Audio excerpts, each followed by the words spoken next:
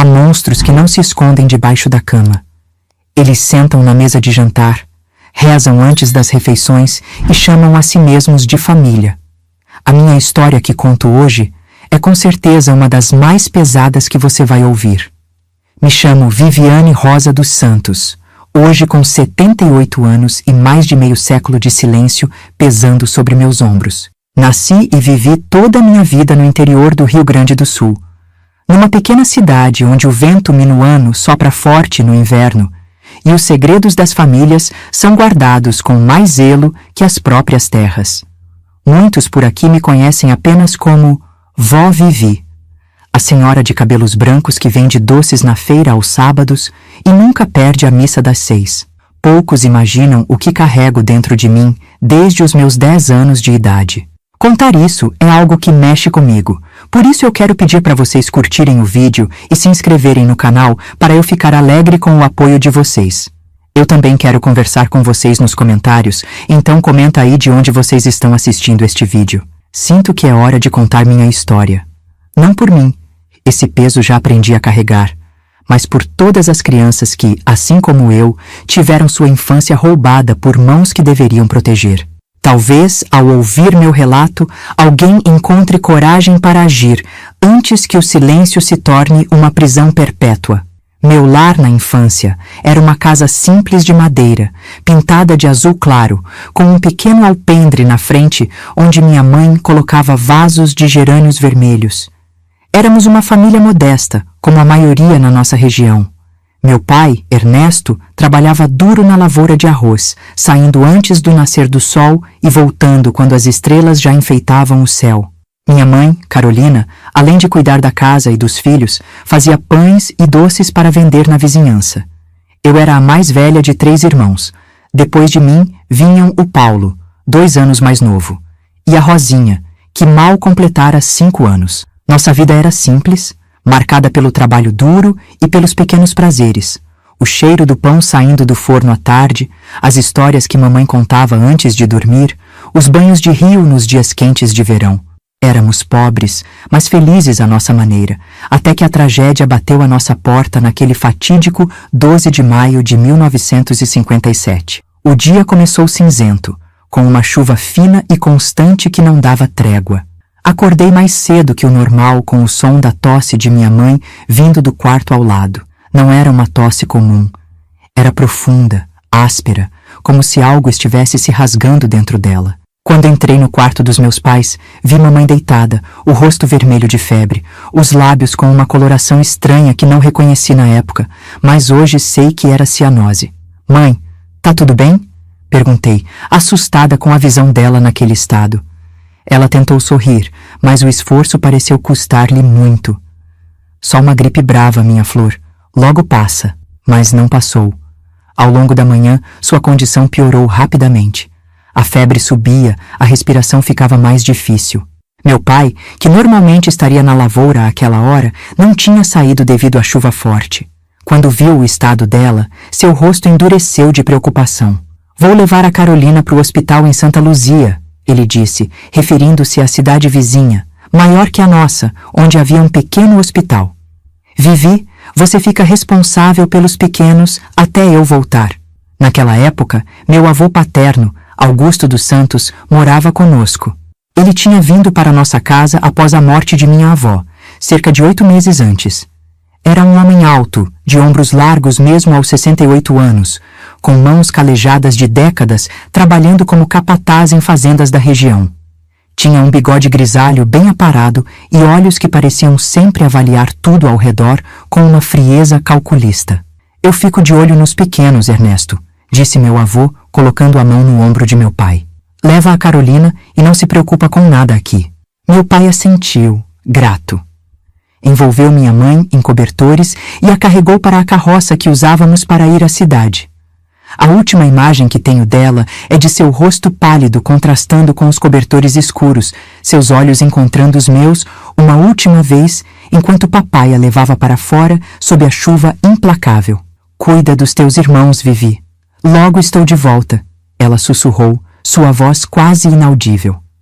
Palavras que se transformariam numa promessa impossível de cumprir. O dia se arrastou lentamente. Tentei manter a rotina normal para meus irmãos, preparando um almoço simples como mamãe tinha me ensinado e inventando brincadeiras para distraí-los. Meu avô permaneceu na varanda a maior parte do tempo, fumando seu cachimbo e observando a chuva que não dava sinais de diminuir. De vez em quando, ele entrava para verificar se estávamos bem, mas logo voltava para sua vigília silenciosa. À medida que o dia escurecia, minha preocupação crescia. Onde estava papai? Por que não voltavam? A chuva teria piorado as estradas, tornando a viagem mais lenta? Por volta das 7 da noite, coloquei meus irmãos para dormir. Paulo, compreendendo que algo grave estava acontecendo, demorou a pegar no sono. Rosinha, pequena demais para entender, adormeceu rapidamente após eu contar uma das histórias que mamãe costumava narrar. Foi quase 9 horas quando ouvi o som de rodas na lama do nosso terreiro. Corri para a janela, meu coração acelerado com a esperança de ver minha mãe voltando para casa. Mas era apenas meu pai, sozinho, encharcado pela chuva que agora caía com força total. Quando ele entrou, soube imediatamente que algo terrível havia acontecido. Seus olhos estavam vermelhos e inchados. Seu corpo, normalmente ereto, agora curvado como o de um homem muito mais velho. Ele tirou o chapéu molhado e o segurou contra o peito, como se estivesse diante de um caixão. "Cadê a mamãe?" perguntei, embora já soubesse a resposta pelo olhar devastado dele. "Tua mãe?" ele começou, mas sua voz falhou. Engoliu em seco antes de continuar. "Carolina não resistiu, filha. Era pneumonia, muito avançada. O doutor disse que não tinha mais o que fazer." O mundo pareceu desabar ao meu redor. Como podia ser? Mamãe estava ali mesmo pela manhã, tentando sorrir apesar da febre. Como podia ter partido para sempre em apenas um dia? Meu pai me abraçou forte, suas roupas molhadas encharcando meu vestido, mas eu mal notei. Ficamos assim por um longo tempo, compartilhando uma dor que palavras não podiam expressar. Meu avô observava da porta da cozinha, o rosto impassível como sempre. "Os preparativos para o velório já estão sendo feitos", disse finalmente meu pai, afastando-se um pouco. "Amanhã cedo trago ela para casa. Vou precisar de você forte, Vivi, pelos pequenos." Assente, engolindo o choro. Sempre fui a filha responsável, a que ajudava a mamãe em tudo.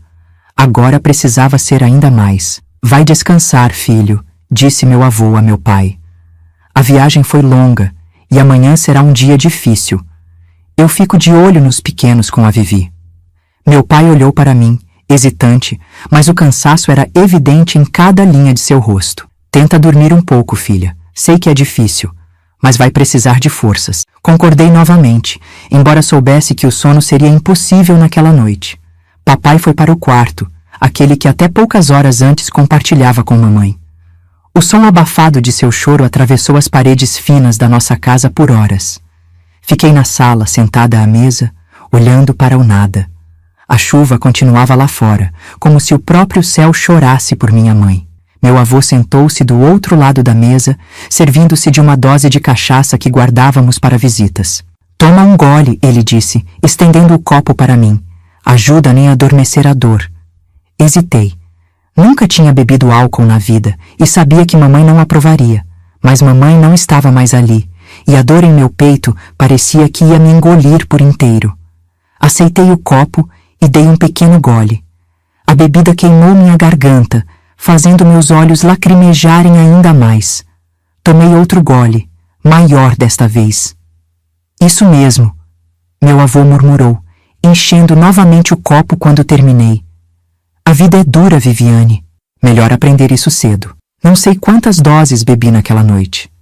Sei apenas que o mundo começou a ficar embaçado, meus pensamentos confusos. Em algum momento, meu avô se levantou de sua cadeira e veio para o meu lado. "Vem, vou te ajudar a deitar", ele disse, sua voz estranhamente suave enquanto me ajudava a levantar. Mas não me levou para o quarto que eu compartilhava com Rosinha. Em vez disso, me conduziu para o seu próprio quarto, nos fundos da casa. Na minha confusão e tristeza, não questionei. Talvez pensasse que era melhor não perturbar minha irmãzinha com meu choro. O que aconteceu depois permaneceu enterrado no lugar mais escuro da minha memória por muitos anos. Fragmentos apenas. Mãos ásperas onde não deveriam estar. Dor aguda, súplicas ignoradas, o peso de um corpo grande sobre o meu, pequeno demais para resistir. O cheiro de cachaça e fumo de cachimbo misturado ao hálito quente em meu rosto. Palavras sussurradas que ainda hoje me assombram em pesadelos. Agora você é a mulher da casa. Em algum momento, devo ter perdido a consciência, porque minha próxima lembrança clara é do amanhecer. Estava de volta ao meu próprio quarto, deitada ao lado de Rosinha, que dormia pacificamente, ignorante da nova realidade que nos cercava. Por um instante, pensei que tudo, a doença de mamãe, sua morte, o que aconteceu depois, tinha sido apenas um pesadelo cruel. Então senti a dor física, vi as marcas nos meus braços, notei a mancha de sangue no lençol. Não tinha sido um pesadelo. Era real.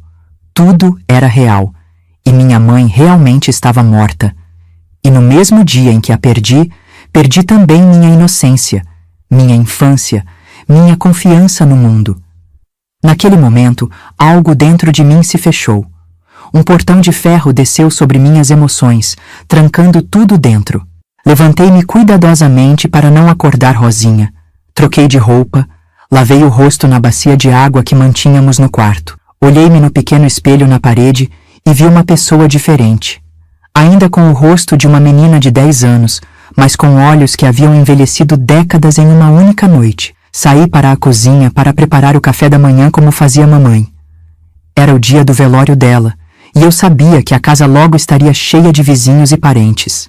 A normalidade era meu único refúgio, a única coisa que me impedia de desabar completamente. Meu pai já estava de pé, os olhos inchados, o rosto marcado por uma noite de lágrimas.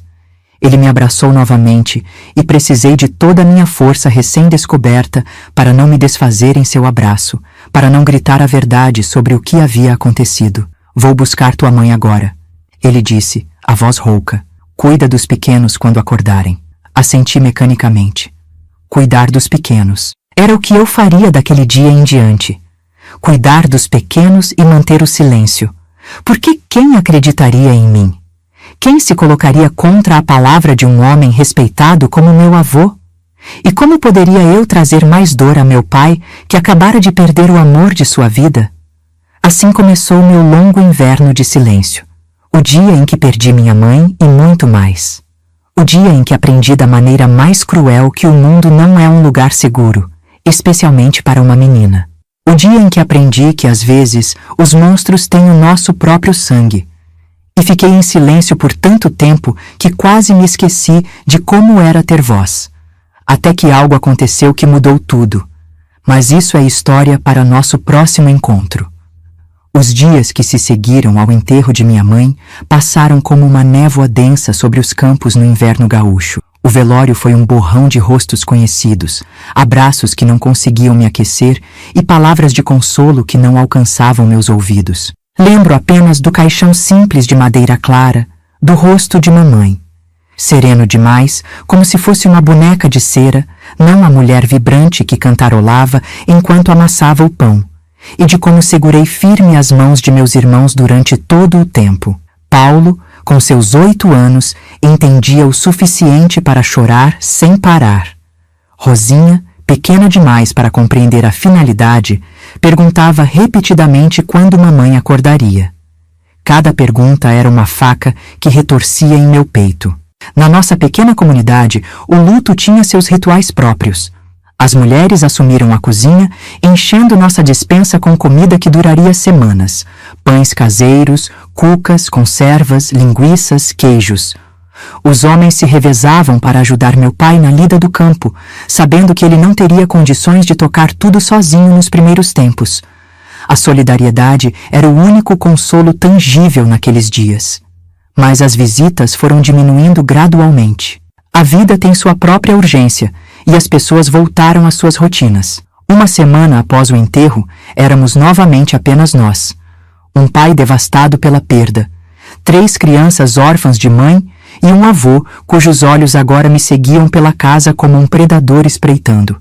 Meu pai, consumido pela própria dor, mal notava o que acontecia ao seu redor. Saía antes do amanhecer e voltava ao escurecer, caindo exausto na cama sem energia para mais nada. Acho que o trabalho era sua única fuga, a única forma de suportar a ausência de minha mãe. Talvez acreditasse que, se cansasse o suficiente, não sonharia com ela à noite. Você está sendo uma boa menina, Vivi. Ele dizia às vezes, passando a mão pelos meus cabelos. Tua mãe estaria orgulhosa. Aquelas palavras deveriam reconfortar, mas me causavam uma dor profunda. Se ele soubesse o que acontecia quando se ausentava, será que ainda me olharia com aquele orgulho nos olhos? Assumi as responsabilidades da casa como pude. Acordava cedo para preparar o café da manhã, ajudava meus irmãos a se vestirem para a escola rural, que ficava a 2 quilômetros de casa, lavava roupas no tanque de pedra, cozinhava o que tinha aprendido com mamãe. Minhas mãos pequenas tentavam recriar os gestos dela, mas tudo saía diferente. O feijão nunca tinha o mesmo gosto, o pão não crescia da mesma forma, as roupas não ficavam tão brancas.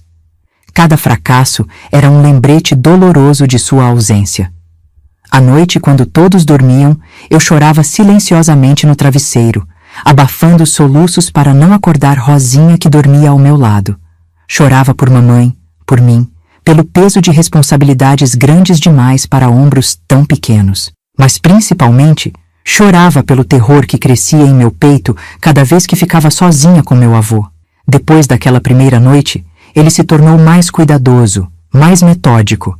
Esperava os momentos em que meu pai saía para resolver alguma pendência na cidade, quando meus irmãos estavam na escola ou brincando com os vizinhos. Sempre havia uma desculpa para me chamar ao quarto dele, ao galpão de ferramentas, ou mesmo à margem do riacho que cortava nossa propriedade. Vem me ajudar aqui, Viviane, ele dizia com sua voz áspera que não permitia recusa. E eu ia, o corpo trêmulo, sabendo o que me esperava, mas incapaz de fugir. Que escolha tinha uma menina de 10 anos numa época em que crianças não tinham voz, em que a palavra de um adulto, especialmente de um homem respeitado na comunidade, era lei inquestionável? Ele sempre usava as mesmas palavras depois. Isso fica entre nós. Seu pai já tem problemas demais. Você não quer causar mais sofrimento a ele, quer? E assim me silenciava, usando meu amor por meu pai como arma contra mim. Era um jogo cruel de manipulação que eu, em minha inocência, não tinha como combater.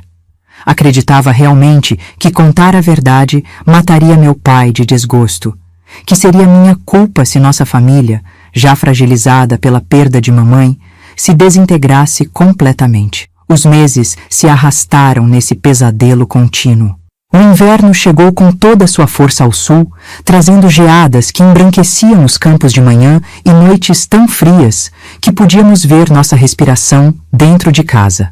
Nos dias de minuano mais forte, quando o vento cortante parecia penetrar até os ossos, eu quase agradecia pelo frio que me permitia usar várias camadas de roupa, criando uma barreira a mais entre mim e as mãos que me violavam.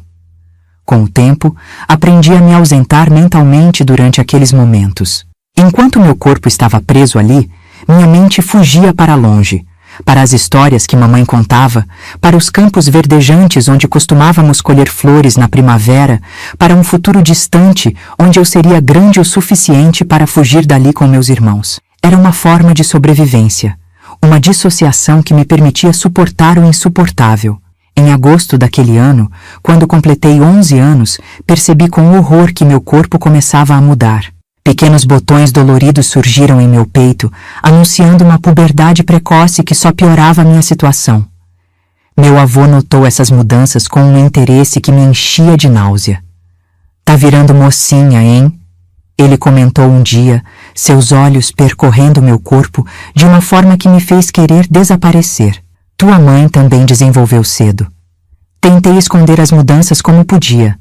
Usava roupas largas, encolhia os ombros, faixas apertadas sob as camisas. Tudo para parecer menor, menos visível, menos desejável aos olhos dele. Mas era inútil.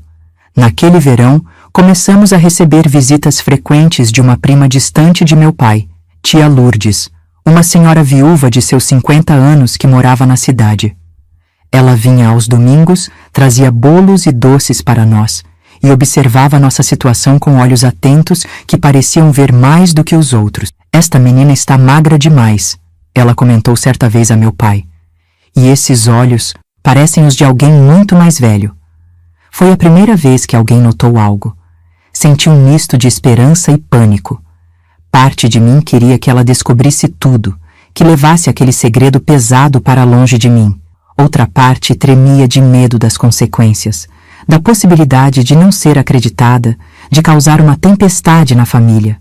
Meu avô percebeu o perigo que tia Lourdes representava. Passou a ser mais cauteloso quando ela estava por perto, tratando-me com uma distância calculada que poderia passar por respeito.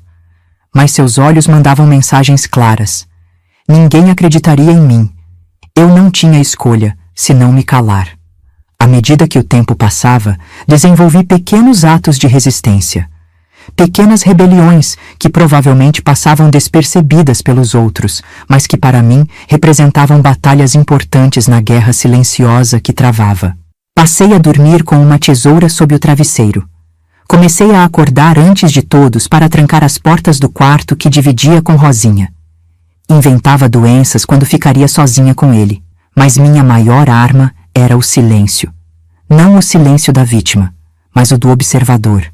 Aprendi a ler os sinais, a prever seus movimentos, a antecipar seus humores. Sabia quando seria mais seguro estar perto de outras pessoas, quando era melhor me esconder no forro do galpão, um esconderijo que descobri por acaso e que ele nunca encontrou, quando seu humor estava particularmente perigoso.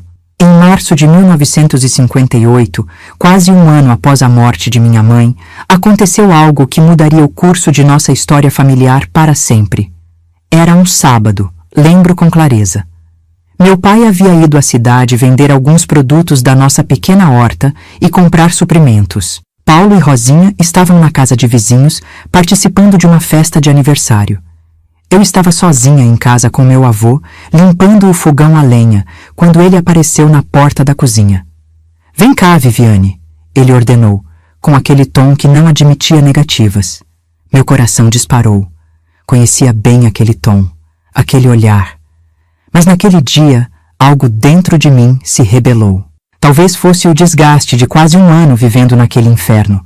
Talvez fosse a lembrança de minha mãe que parecia particularmente vívida naquela manhã. Talvez fosse simplesmente que meu copo de tolerância havia transbordado. Não posso agora, respondi, sem olhar para ele, continuando a esfregar as cinzas do fogão com mais força que o necessário. Preciso terminar isso antes do pai voltar. Ele pareceu atordoado por um instante. Nunca antes eu havia desobedecido diretamente. Mas a surpresa logo deu lugar à raiva. Cruzou a cozinha em 3 passadas largas, agarrou meu braço com força suficiente para deixar marcas e começou a me arrastar na direção do seu quarto. — Quem você pensa que é para me responder assim? Rosnou entre dentes. — Esqueceu quem manda aqui enquanto teu pai não está? Lutei, tentando me soltar, arranhando, chutando. Era inútil contra sua força de homem adulto, mas continuei resistindo mesmo assim. Algo havia se quebrado dentro de mim. Se ia acontecer de qualquer jeito, ao menos não seria submissa desta vez. Foi quando ouvimos o som de rodas no terreiro. Meu avô congelou, ainda segurando meu braço com força brutal. Não esperávamos ninguém naquela hora. Ele me soltou abruptamente, empurrando-me contra o fogão. Vai ver quem é. E nem uma palavra sobre isso, entendeu? Corri para a janela, o coração aos pulos. Era a carroça de meu pai, voltando mais cedo do que o previsto. Nunca o vermelho desbotado daquela velha carroça pareceu tão bonito aos meus olhos. Meu avô desapareceu rapidamente para seu quarto, e eu tentei compor minha aparência antes que meu pai entrasse. Alisando o avental, ajeitando os cabelos, respirando fundo para conter as lágrimas que ameaçavam cair. Meu pai entrou, trazendo um saco de mantimentos e um pequeno pacote embrulhado em papel pardo que descobri depois ser um pedaço de tecido para que eu fizesse um vestido novo. Seu rosto, normalmente marcado pela tristeza desde a morte de mamãe, parecia um pouco mais leve naquele dia. Voltei mais cedo, ele explicou, colocando as compras sobre a mesa. A tempestade está chegando. A Achei melhor não arriscar ficar preso na estrada. De fato, nuvens escuras se acumulavam no horizonte, prenunciando uma daquelas tempestades de verão que transformavam os caminhos de terra em lamaçais intransitáveis. Ajudei-o a guardar as compras, tentando agir normalmente, mas meu braço latejava onde meu avô tinha apertado, e meu coração ainda batia descompassado pelo confronto interrompido. Meu pai me observava com atenção enquanto organizávamos tudo. Em um momento, sua mão tocou meu braço exatamente no ponto das marcas vermelhas deixadas pelos dedos de meu avô. Recuei instintivamente com um gemido de dor que não consegui conter. "O que é isso no teu braço, Vivi?" Ele perguntou, franzindo a testa. "Nada", respondi rapidamente. "Bati quando estava limpando embaixo da mesa." Ele não pareceu convencido. Seus olhos, tão parecidos com os meus, os mesmos que vi tantas vezes no espelho envelhecerem prematuramente, estudaram meu rosto por um longo momento. "Tem algo acontecendo que eu deveria saber?" Perguntou finalmente, sua voz suave, mas firme. As palavras ficaram presas em minha garganta. Era minha chance de contar tudo, de acabar com aquele pesadelo. Mas o medo, do descrédito, das consequências, da possibilidade de destruir o que restava de nossa família, me paralisou. "Não, pai." Menti, baixando os olhos para que ele não visse a verdade neles. "Está tudo bem." Ele suspirou, parecendo nem um pouco convencido, mas não insistiu. Em vez disso, acariciou meus cabelos brevemente antes de ir ver onde meu avô estava. Os primeiros trovões começaram a soar ao longe, anunciando a tempestade iminente. Dentro de mim, outra tempestade se formava. Uma feita de culpa por não ter aproveitado aquela oportunidade, de alívio por ter escapado daquela vez e de um novo sentimento que demorei a reconhecer: esperança. Meu pai havia notado algo, havia feito perguntas. Talvez, apenas talvez, nem tudo estivesse perdido. O que eu não sabia naquele momento era que a verdadeira tempestade em nossa família estava apenas começando a se formar no horizonte, prestes a romper com uma força que mudaria nossas vidas para sempre. A tempestade que se formava naquela tarde de março de 1958 não era apenas aquela que escurecia o horizonte. Havia outra, mais densa e carregada, se formando dentro das paredes da nossa casa. Os dias que se seguiram ao incidente na cozinha foram de uma tensão quase palpável. Meu avô, pela primeira vez, parecia cauteloso ao meu redor, lançando-me olhares que mesclavam ameaça e receio. Meu pai, por sua vez, nos observava com atenção renovada, como se tivesse despertado de um longo transe de luto. Algo havia mudado no comportamento de meu pai. Ele começou a chegar mais cedo da lida no campo, a fazer perguntas sobre nosso dia, a notar pequenos detalhes que antes passavam despercebidos em sua névoa de dor. Às vezes, pegava-o me observando com uma expressão interrogativa, como se tentasse decifrar um enigma escrito em meu rosto. Outras vezes, flagrava-o em discussões sussurradas com meu avô, conversas que cessavam abruptamente quando eu entrava no cômodo. A rotina da casa seguia seu curso aparente. Eu continuava cuidando da casa e dos meus irmãos, cozinhando, lavando, costurando. Mas algo sutil havia se alterado na dinâmica familiar. As oportunidades que meu avô encontrava para ficar sozinho comigo diminuíram drasticamente. Não por falta de tentativas de sua parte, mas porque meu pai parecia sempre estar por perto nos momentos críticos, aparecendo inesperadamente quando menos se esperava. Em uma noite particularmente fria de abril, quando o outono já pintava as folhas das árvores de vermelho e dourado, aconteceu o que eu secretamente temia e esperava. Meus irmãos já estavam dormindo e eu terminava de lavar a louça do jantar. A cozinha era iluminada apenas pelo lampião a querosene pendurado no centro e pelo brilho alaranjado que escapava pela porta do fogão a lenha. Som de grilos e o uivar distante de um cachorro eram os únicos ruídos além do esfregar monótono do pano contra os pratos. Meu avô entrou na cozinha de mansinho, com aquele andar pesado, mas silencioso que eu tinha aprendido a reconhecer e temer. Meu pai havia saído para verificar um barulho no galpão onde guardávamos as ferramentas. Ou pelo menos foi o que ele disse. Em retrospecto, percebo que era uma armadilha cuidadosamente planejada. "Tá sozinha, Viviane?" A voz de meu avô soou baixa e rouca atrás de mim. O familiar calafrio de pavor percorreu minha espinha. Assenti sem me virar, minhas mãos continuando mecanicamente o trabalho de enxugar os pratos como se nada estivesse acontecendo. Como se pudesse me esconder na normalidade da tarefa. Faz tempo que a gente não tem um momento só nosso.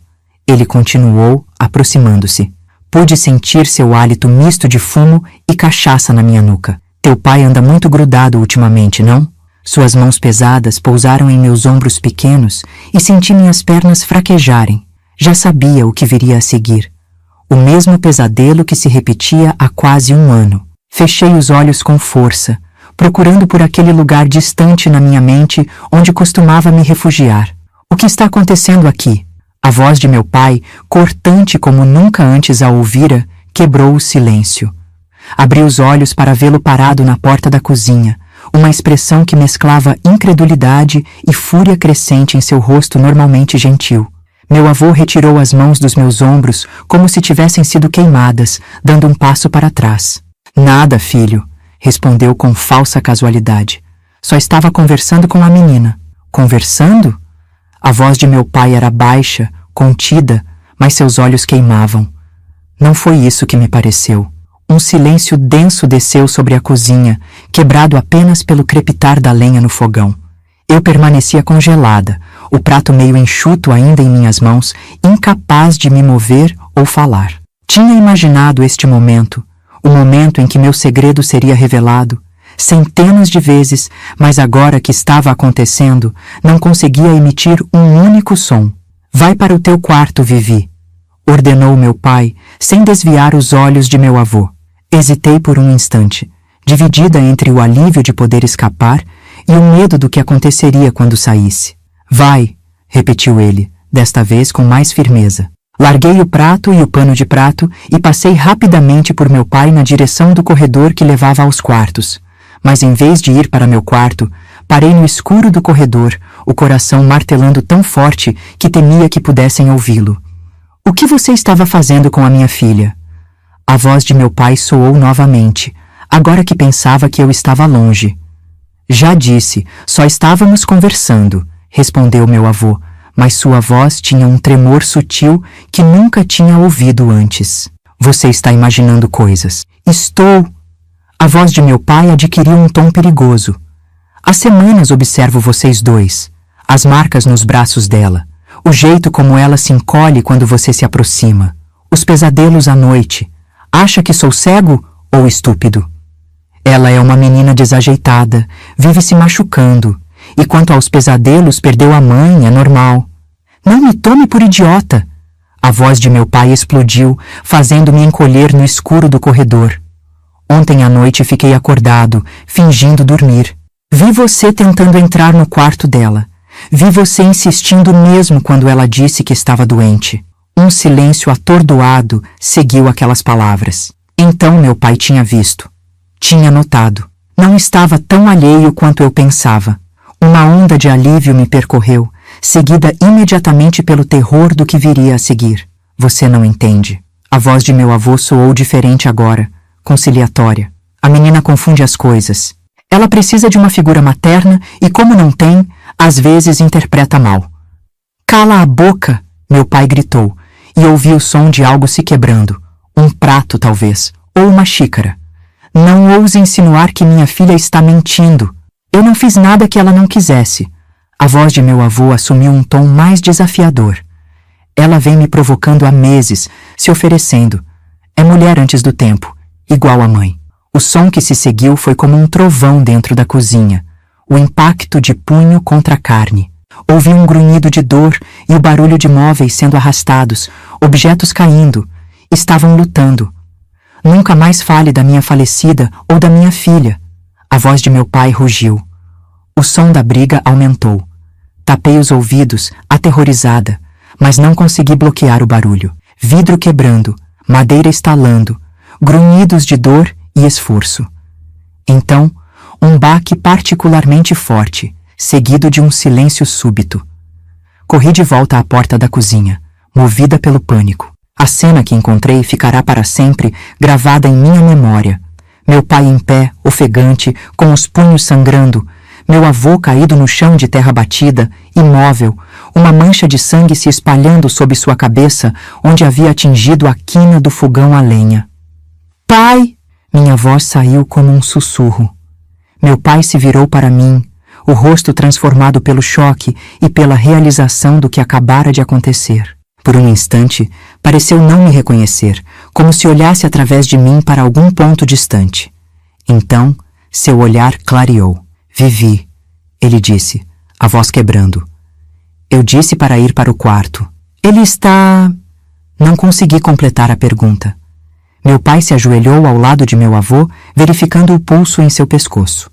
Depois de um longo momento, assentiu gravemente. Vá acordar Paulo, ele ordenou, assumindo um tom prático que contrastava com o caos ao nosso redor. Digam que vocês não ouviram nada, que estavam dormindo, entendeu? Não importa o que aconteça, vocês não viram nem ouviram nada. Assenti, aterrorizada, mas estranhamente aliviada. Meu avô estava morto.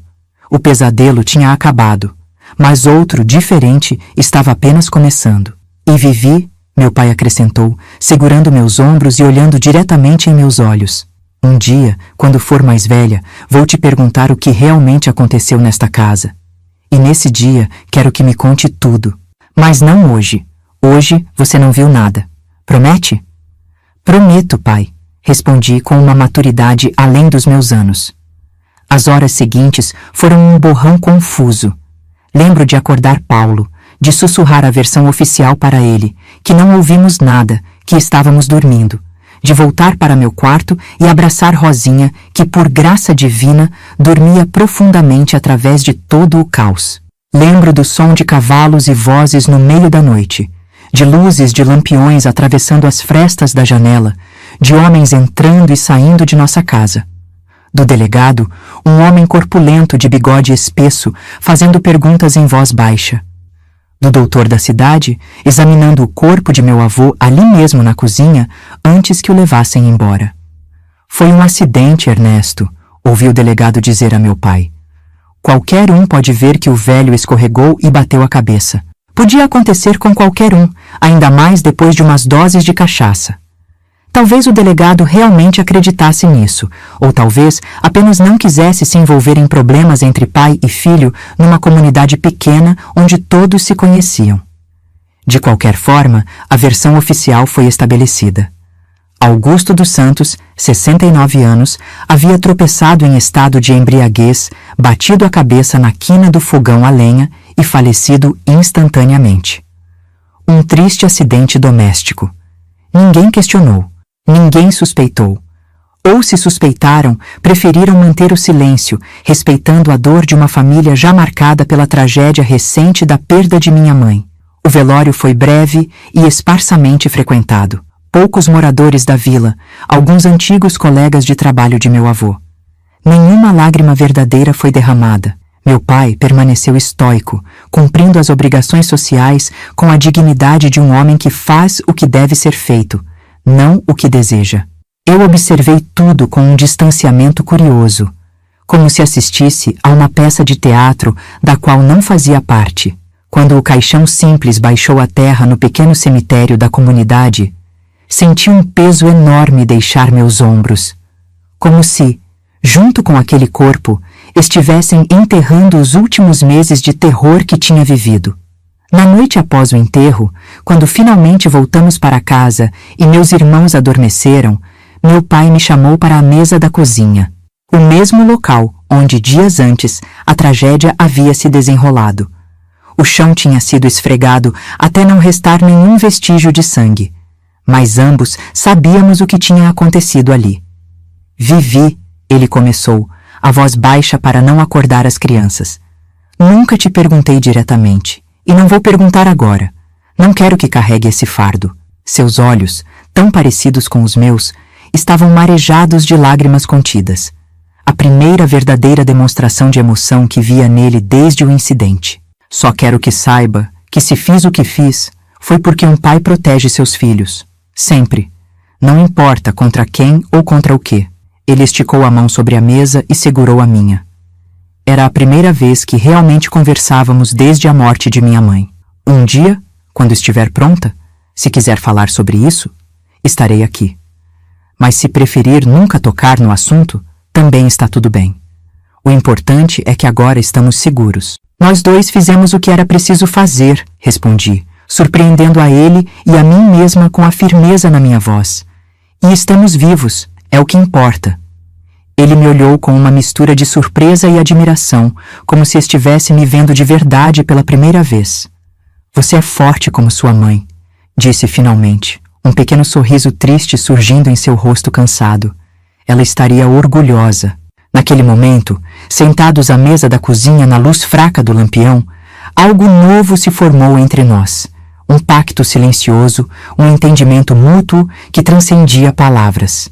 E pela primeira vez em quase um ano, dormi sem medo, sem pesadelos, sem a sombra do monstro que habitava sob o mesmo teto. O que eu não sabia então era que alguns segredos, mesmo quando enterrados fundo, têm maneiras de ressurgir anos depois, transformados pelo tempo, mas não menos poderosos. E que, embora aquele capítulo sombrio tivesse chegado ao fim, ainda havia um longo caminho de cicatrização pela frente. Um caminho que levaria décadas e me testaria de maneiras que eu jamais poderia prever naquela noite de relativo alívio e paz recém-descoberta. A vida tem um jeito estranho de seguir em frente, mesmo quando parece impossível. Após o enterro de meu avô, nossa casa gradualmente deixou de ser um lugar de medo para se tornar novamente um lar. Não de imediato, nem de forma completa. Certas sombras persistem por muito tempo, grudadas às paredes como manchas que nenhuma lixívia consegue remover. O verão de 1958 chegou com sua força típica do sul, trazendo dias escaldantes que rachavam a terra seca e noites abafadas que tornavam o sono quase impossível. No entanto, apesar do calor implacável, algo dentro de mim começava a descongelar lentamente, como se um inverno interior finalmente cedesse lugar a uma primavera hesitante. Meu pai, embora nunca mais tenhamos discutido diretamente o que aconteceu naquela noite fatídica, começou a reconstruir nossa família com uma determinação silenciosa que admiro até hoje. Assumiu não apenas o papel de provedor, mas tentou, do seu jeito desajeitado de homem do campo, preencher também o vazio deixado por minha mãe. Suas mãos calejadas, acostumadas ao áspero trabalho da lavoura, agora tentavam gestos delicados. Trançar os cabelos de Rosinha pela manhã, verificar os cadernos de Paulo após a escola, às vezes até mesmo fazer um bolo simples aos domingos, seguindo a receita amarelada que minha mãe guardava na lata de biscoitos. Teu pai tá virando uma dona de casa, brincavam os vizinhos quando descobriam que ele tinha aprendido a fazer pão ou remendar roupa. Ele apenas sorria, sem constrangimento. Meus filhos precisam, então, aprendo, respondia simplesmente, como se fosse a coisa mais natural do mundo, embora em 1958, no interior gaúcho, fosse quase revolucionário um viúvo assumir tais tarefas. Quanto a mim, embora continuasse ajudando nos afazeres domésticos, meu pai insistiu que eu voltasse à escola. Tua mãe queria que estudasses, ele dizia sempre que eu tentava argumentar que seria mais útil em casa. E eu também quero. O retorno à escola rural, uma sala única onde alunos de várias idades estudavam juntos sob a tutela da professora Marta, foi ao mesmo tempo um alívio e um novo tipo de desafio. Alívio por estar algumas horas longe de casa, entre pessoas que não sabiam, que nunca saberiam, o que tinha acontecido entre aquelas paredes de madeira. Desafio porque, aos 11 anos, eu carregava experiências que me separavam irremediavelmente das outras crianças. Viviane vive no mundo da lua, comentava a professora Marta nas reuniões com meu pai. Tem potencial, aprende rápido, mas parece sempre distante, como se parte dela estivesse em outro lugar. Ela estava certa, claro. Parte de mim estava sempre em guarda, sempre vigilante. O trauma tinha me ensinado a nunca baixar completamente a guarda, a sempre buscar rotas de fuga, a desconfiar de sorrisos fáceis e gentilezas inexplicáveis. À noite, os pesadelos continuavam, embora com menos frequência. Acordava gritando, o corpo coberto de suor frio, imagens terríveis ainda vívidas atrás das pálpebras. Nos piores momentos, era meu pai quem vinha, Sentava-se na beirada da cama e esperava pacientemente até que minha respiração normalizasse. Está tudo bem, Vivi, ele sussurrava na escuridão. Foi só um sonho ruim. Ninguém vai te machucar. Nunca mais. Ele nunca perguntava com o que eu sonhava. Não era preciso. Ambos sabíamos. No início de 1960, quando eu estava com 13 anos, a vida nos pregou outra peça. Tia Lourdes, aquela prima distante de meu pai que às vezes nos visitava, ficou viúva do segundo marido. Sem filhos e sozinha na casa grande na cidade, ela propôs algo que mudaria novamente o curso de nossas vidas. Ernesto, ela disse num domingo após o almoço, enquanto tomávamos chimarrão na varanda. Já pensei muito sobre isso. Por que não vem morar comigo em Santa Luzia? A casa é grande demais para mim sozinha, e as crianças teriam acesso a escolas melhores. Meu pai hesitou, passando a mão pelo queixo mal barbeado. Não sei, Lourdes. Esta terra é tudo que tenho. Foi do meu pai, e do pai dele antes. Ninguém falou em vender, ela respondeu pragmaticamente. Contrata alguém para cuidar, vem nos fins de semana. Pensa nas crianças, Ernesto. Que futuro eles têm aqui? A Viviane já está quase moça, precisa de estudo adequado se não quiser acabar como empregada na casa de alguém. Aquilo tocou meu pai profundamente. Se havia algo que ele desejava ardentemente, era que seus filhos tivessem oportunidades que ele e minha mãe nunca tiveram. A decisão não foi tomada naquele dia, mas a semente estava plantada. Nos meses seguintes, a ideia cresceu.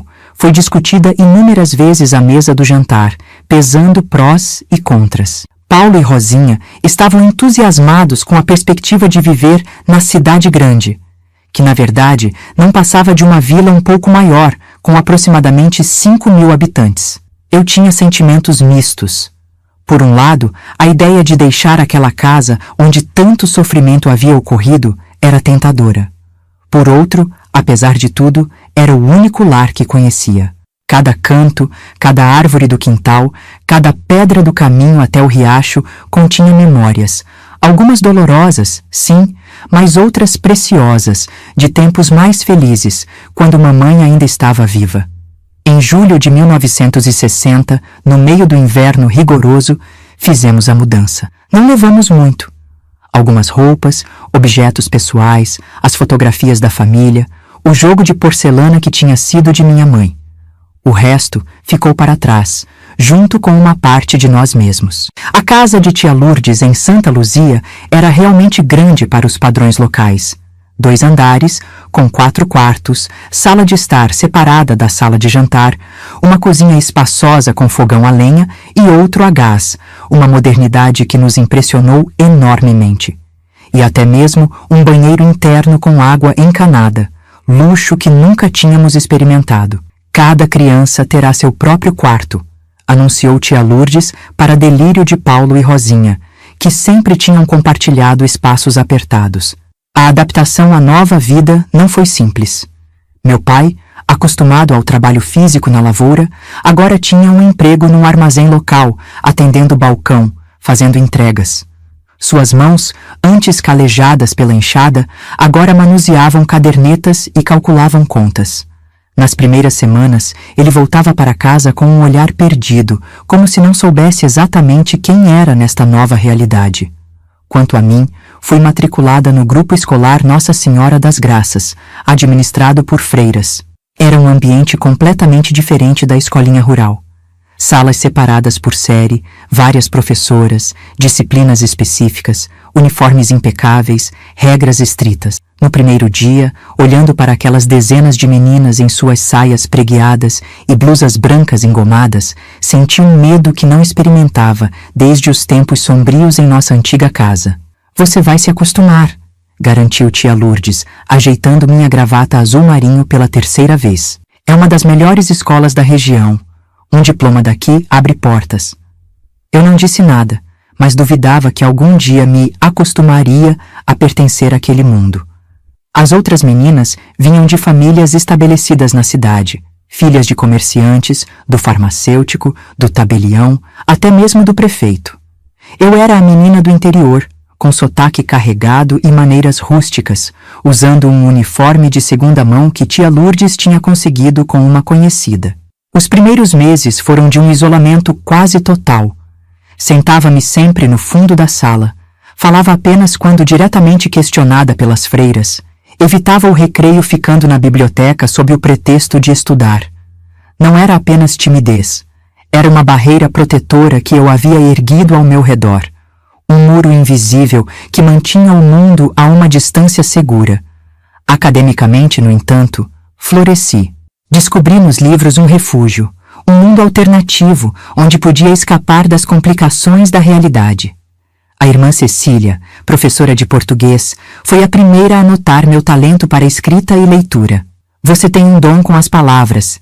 Ela me disse certa tarde, após ler uma redação que eu havia escrito sobre o lugar de onde venho. Eu tinha descrito os campos ondulantes de nossa propriedade, o riacho de águas claras, os ipês amarelos que explodiam em cor no final do inverno, com uma vividez que a surpreendeu. Devia considerar ser professora um dia. Foi a primeira vez que alguém sugeriu que eu poderia ser mais do que uma dona de casa, mais do que uma continuação do destino de minha mãe. A ideia plantou-se como uma semente frágil em terreno pouco fértil, mas que, contra todas as probabilidades, começou a germinar. Em casa, nossa nova dinâmica familiar também encontrava seu próprio ritmo. Tia Lourdes, embora enérgica e às vezes excessivamente prática, tinha um coração generoso. Tratava-nos como se fôssemos seus próprios filhos, com uma mistura peculiar de disciplina e carinho que, para minha surpresa, funcionava bem. Uma menina da tua idade precisa aprender mais que estudar, ela dizia, ensinando-me a fazer crochê nas noites de inverno. Precisa saber administrar uma casa, costurar um botão, fazer um bolo que não pareça tijolo. Mas também precisa saber matemática para não ser enganada nas contas e ler bons livros para ter assunto e opinião própria. Era uma visão de feminilidade que ficava no meio termo entre o tradicional e o progressista para a época, especialmente no interior do Rio Grande do Sul, no início dos anos 60. Tia Lourdes não era revolucionária, não defendia abertamente que mulheres tivessem carreiras em vez de famílias, mas acreditava firmemente que uma mulher instruída fazia melhores escolhas na vida. Meu pai, por sua vez, parecia rejuvenescer lentamente. O peso que carregava nos ombros desde a morte de minha mãe, agravado pelo incidente com meu avô, começava a diminuir. Passou a sorrir mais, a contar histórias durante o jantar, a brincar com Rosinha e ajudar Paulo com os estudos. Ocasionalmente, nas noites de sábado, até ia ao cinema com alguns colegas do armazém. Uma socialização que jamais teria considerado em nossa vida anterior. Foi numa dessas noites de sábado, quando eu tinha 15 anos, que tia Lourdes e eu tivemos a conversa que mudaria minha compreensão sobre o que havia acontecido em nossa antiga casa. Estávamos apenas nós duas em casa. Meu pai havia saído com Paulo para assistir a um filme na única sala de cinema da cidade. Rosinha estava numa festa de aniversário de uma coleguinha. Tia Lourdes fazia crochê enquanto eu lia um livro que a irmã Cecília tinha me emprestado. Viviane, ela disse subitamente, quebrando o silêncio confortável que tinha se estabelecido entre nós. Há algo que venho querendo te perguntar há muito tempo. Levantei os olhos do livro, notando a seriedade incomum em seu tom. O que foi, tia? Ela colocou o crochê de lado e me olhou diretamente. O que realmente aconteceu com teu avô? A pergunta me atingiu como um balde de água fria. Em todos aqueles anos, ninguém, absolutamente ninguém, havia perguntado isso diretamente. Era um tópico silenciosamente proibido, um fantasma que pairava em nossa família, mas nunca era nomeado. Ele... Hesitei, sentindo a garganta subitamente seca. Ele escorregou e bateu a cabeça no fogão. Foi um acidente. Tia Lourdes continuou me olhando, seus olhos penetrantes como se pudessem ler através das minhas palavras ensaiadas. Viviane, ela disse finalmente, sua voz mais suave. Estou perguntando por que preciso saber se estou certa sobre o que suspeitei durante tanto tempo. Não estou julgando ninguém, só quero entender. Entender o quê? Perguntei defensivamente, embora soubesse exatamente do que ela falava. Comecei a desconfiar quando visitava vocês. Ela continuou, ignorando minha pergunta. Via como você se encolhia quando ele se aproximava, Como seus olhos, tão parecidos com os da tua mãe, tinham perdido aquela luz de criança. Não era só luto, era algo mais, algo que eu reconheci porque... Ela fez uma pausa, respirando fundo. Porque passei por algo parecido quando tinha tua idade. Aquela confissão inesperada quebrou algo dentro de mim. Lágrimas que eu tinha contido por anos começaram a escorrer silenciosamente pelo meu rosto. Ninguém ia acreditar. Sussurrei finalmente. Ele era respeitado. Eu era só uma menina. Eu teria acreditado, ela respondeu simplesmente. Por isso me aproximei tanto de vocês depois que tua mãe faleceu. Via os sinais, mas não tinha certeza, não podia interferir sem provas. E então meu pai descobriu, completei, as palavras saindo agora como uma torrente que não podia mais ser contida. Ele viu o vô tentando, e eles brigaram, e o vô caiu e... Não consegui terminar.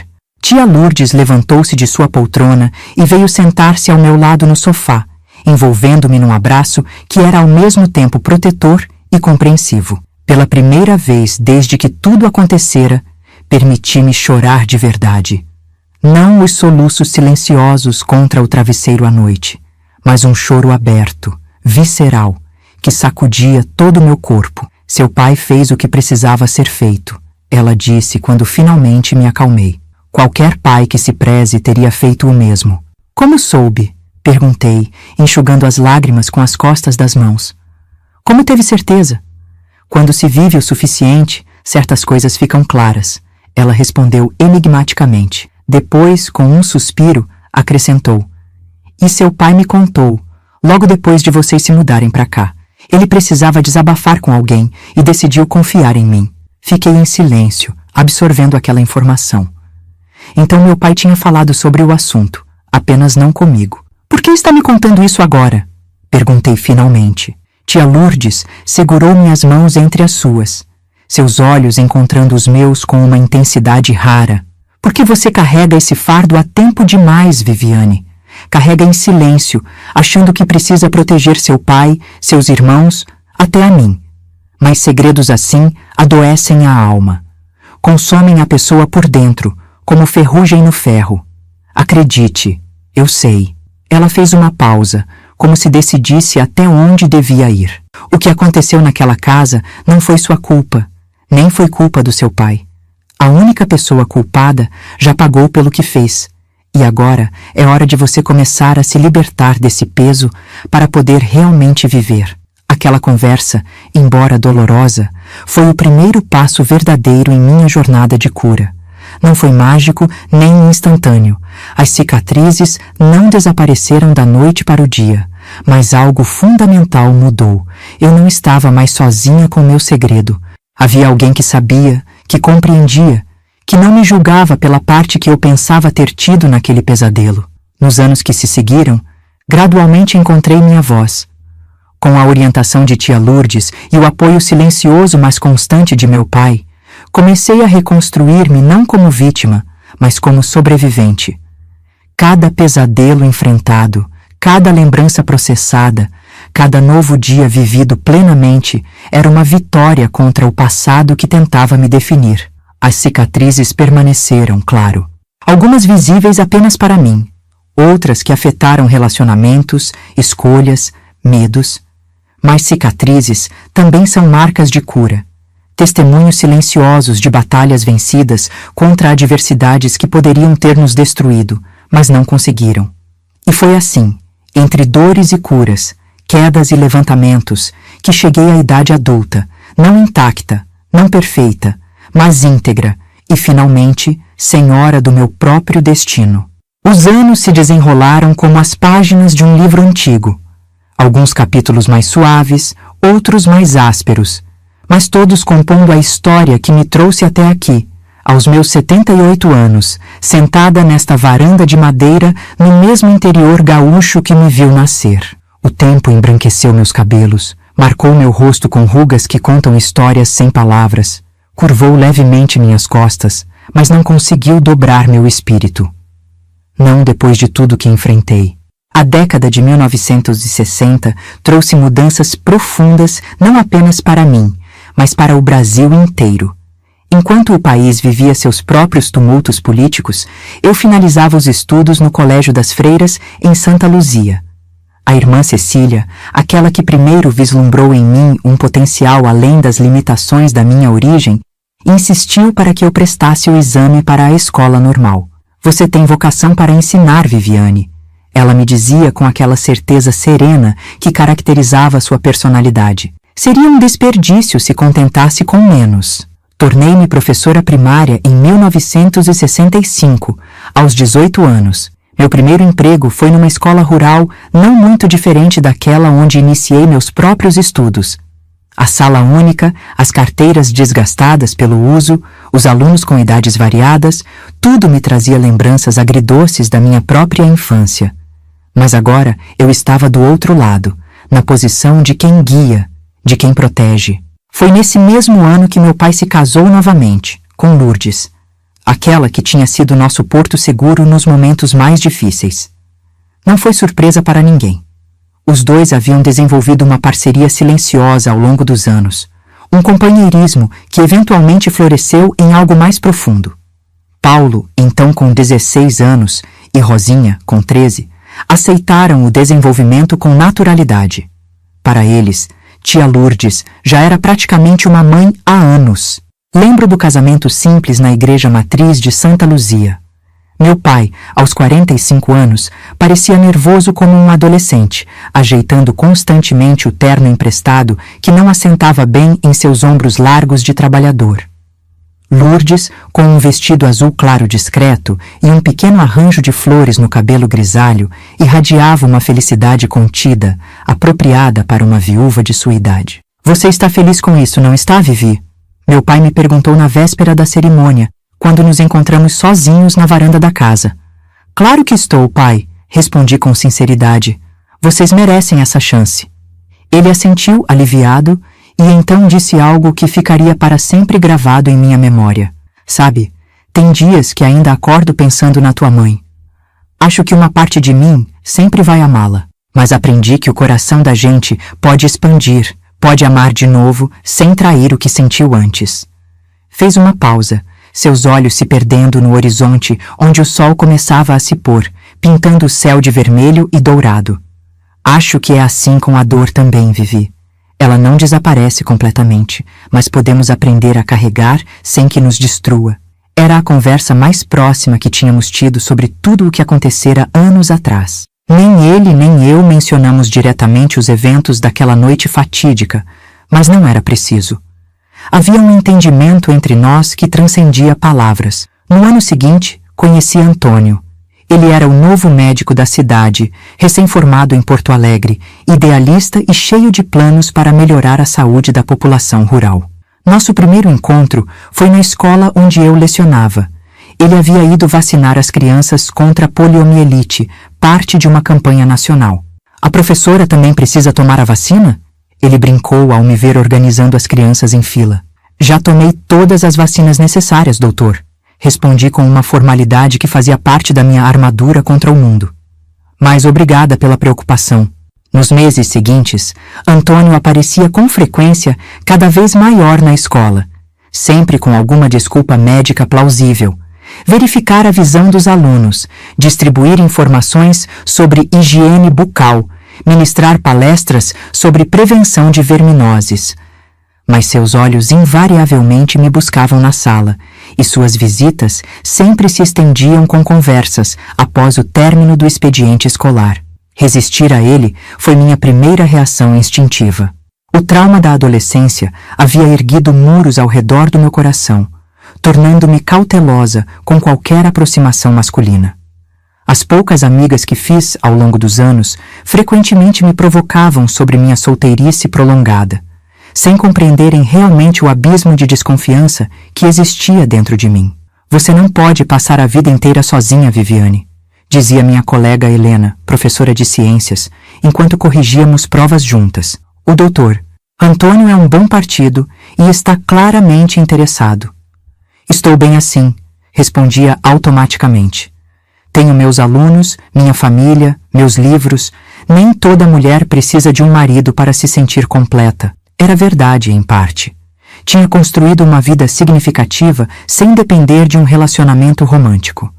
Mas havia também o medo profundo e irracional de que qualquer intimidade pudesse despertar os demônios adormecidos do meu passado. Foi Lourdes quem, com sua sabedoria prática, finalmente abriu uma brecha em minhas defesas. Entendo seu medo, Viviane, ela me disse numa tarde de domingo, enquanto preparávamos o almoço. Mas nem todos os homens são como seu avô. Seu próprio pai é prova disso.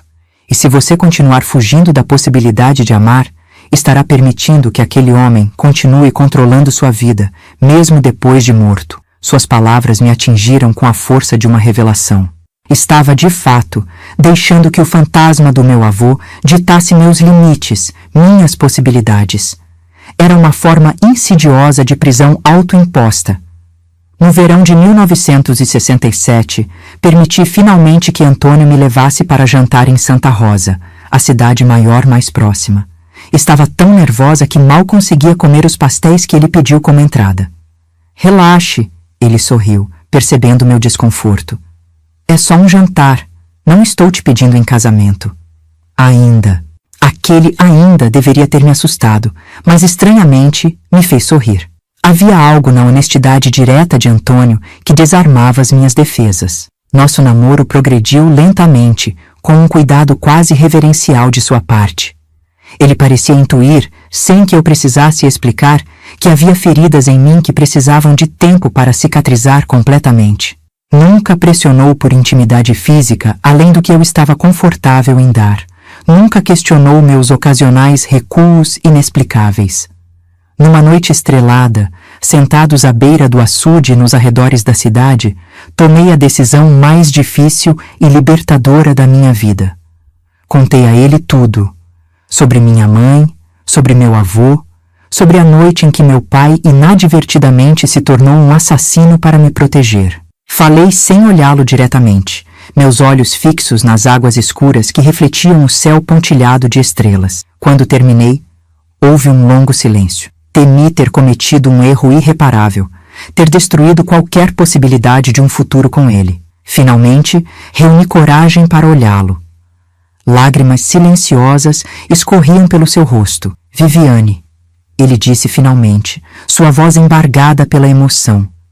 Obrigado por confiar em mim o suficiente para compartilhar isso. Não consigo imaginar a coragem que deve ter exigido, não só para sobreviver àquilo, mas para se tornar a pessoa extraordinária que você é hoje. Pegou minhas mãos entre as suas, num gesto que era ao mesmo tempo protetor e respeitoso. Nada do que você me contou muda o que sinto por você. Se algo mudou, foi minha admiração, que só aumentou. Casamos em 1968, numa cerimônia simples na mesma igreja onde meu pai e Lourdes haviam selado sua união anos antes. Foi um casamento à moda antiga do interior, com festa no salão paroquial, comida preparada pelas mulheres da comunidade, música tocada por um conjunto local. Os primeiros anos de nosso casamento foram de adaptação mútua. Apesar de minha decisão consciente de confiar em Antônio, meu corpo guardava memórias que minha mente racional não conseguia sempre controlar. Havia noites em que acordava gritando, momentos de pânico aparentemente sem causa, reações desproporcionais a gestos inocentes. Antônio, com a paciência de quem verdadeiramente ama, esteve ao meu lado em cada recaída, em cada progresso. Não estamos com pressa, ele costumava dizer. Temos a vida inteira pela frente. Em 1970, nosso primeiro filho nasceu. Um menino saudável que chamamos de Carlos, em homenagem à minha mãe, Carolina. O parto foi difícil, complicado por memórias traumáticas que transformaram a experiência física em uma provação psicológica. Mas quando colocaram aquele pequeno embrulho em meus braços, algo profundo se transformou dentro de mim. Vou te proteger.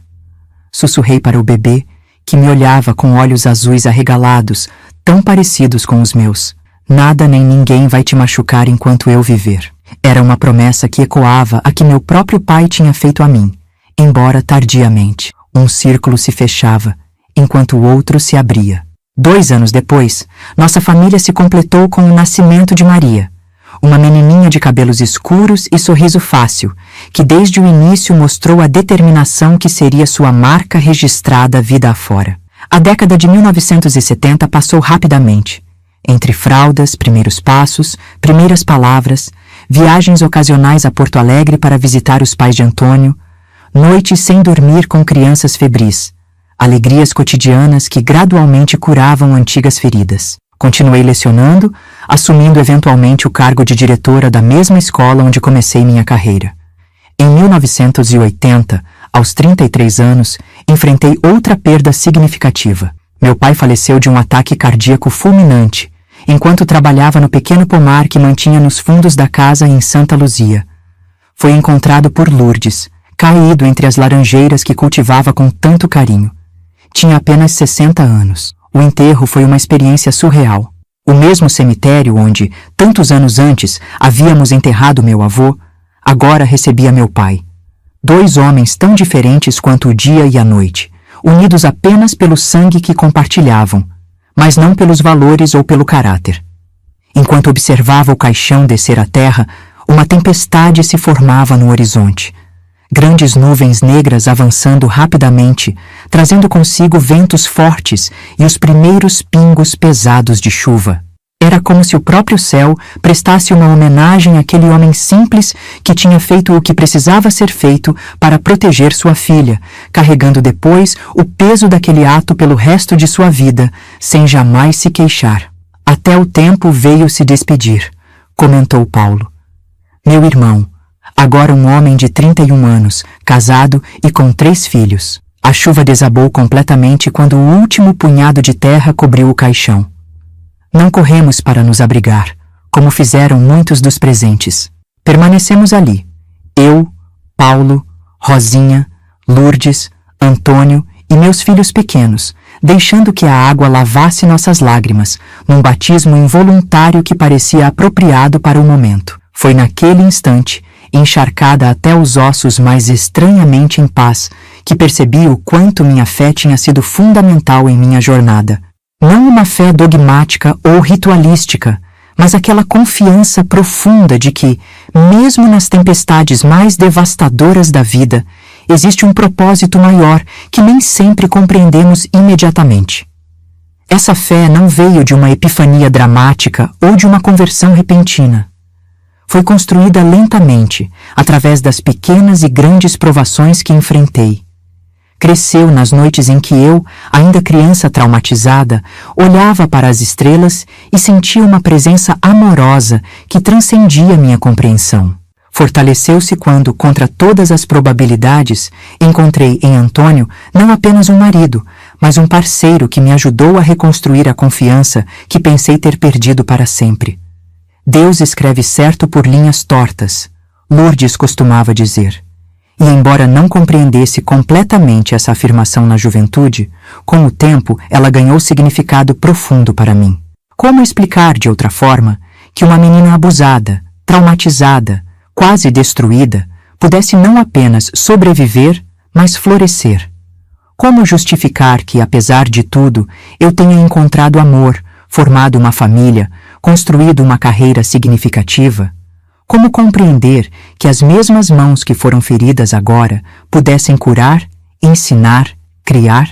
Ao longo dos anos que se seguiram, essa fé me sustentou através de outras provações. Esteve comigo quando meu filho Carlos sofreu um grave acidente aos 15 anos que quase o deixou paralítico. Persistiu quando Maria, aos 20 anos, anunciou que estava grávida e o namorado havia desaparecido ao saber da notícia. Não me abandonou nem mesmo quando, em 1995, Antônio foi diagnosticado com um câncer agressivo que o levaria em menos de 1 ano. Nos 6 meses em que cuidei dele em casa, vendo aquele homem forte definhar dia após dia, questionei muitas vezes o porquê de tanto sofrimento. Por que alguém tão bom tinha que partir tão cedo, aos 55 anos? Por que, depois de tudo que já tinha enfrentado, precisava passar por mais essa provação? Não encontrei respostas fáceis. Talvez não existam. Mas descobri que fé não é ter todas as respostas. É confiar mesmo quando as perguntas permanecem em aberto. Na noite em que Antônio partiu, estava sozinha com ele no quarto. Meus filhos tinham ido buscar o padre, atendendo ao último pedido do pai. Segurei sua mão, já fria e fraca, enquanto ele lutava por cada respiração difícil. Não tenha medo, sussurrei, repetindo as mesmas palavras que ele tantas vezes tinha me dito nas noites em que os pesadelos me atormentavam. Estou aqui com você. Seus olhos, embaçados pela morfina, mas ainda lúcidos, encontraram os meus. Com um esforço visível, conseguiu articular suas últimas palavras. Você é a pessoa mais forte que já conheci. Partiu serenamente, como tinha vivido. E embora a dor fosse quase insuportável, senti também uma estranha paz. A certeza de que nosso amor não terminava ali, que havia algo mais além desta vida que não podemos compreender plenamente. Os anos que se seguiram foram de reconstrução, mais uma vez. Aposentei-me do magistério, mas continuei ativa na comunidade, trabalhando especialmente com mulheres e crianças em situação vulnerável. Talvez porque soubesse, melhor que muitos, como é importante ter alguém que acredite em você quando o mundo inteiro parece desabar. Tive a alegria de ver meus filhos crescerem e formarem suas próprias famílias. Carlos seguiu os passos do pai na medicina, especializando-se em pediatria. Maria, após criar sozinha a filha Sofia, formou-se em direito e hoje trabalha defendendo vítimas de violência doméstica e abuso. Uma escolha que não me surpreendeu, conhecendo sua história familiar. Vejo uma menina assustada que se tornou uma mulher forte, não apesar do que sofreu, mas em parte por causa disso, porque cada provação superada, cada tempestade atravessada, me ensinou algo sobre resiliência, sobre perdão, sobre a capacidade humana de recomeçar. Se pudesse falar com aquela menina de 10 anos que perdeu tudo num único dia, diria a ela que a estrada será difícil, mas que ela tem dentro de si uma força que ainda não conhece. Diria que as cicatrizes nunca desaparecerão completamente, mas que podem se tornar marcas de honra, testemunhos de batalhas vencidas.